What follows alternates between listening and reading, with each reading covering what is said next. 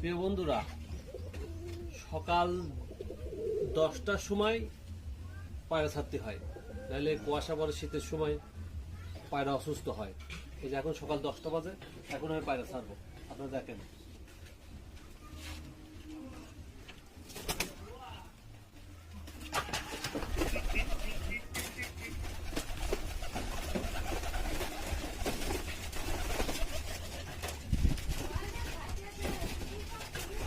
এই যে এখন যাচ্ছে।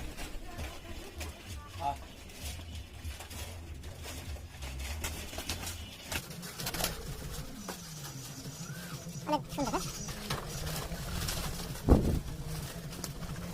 হ্যাঁ?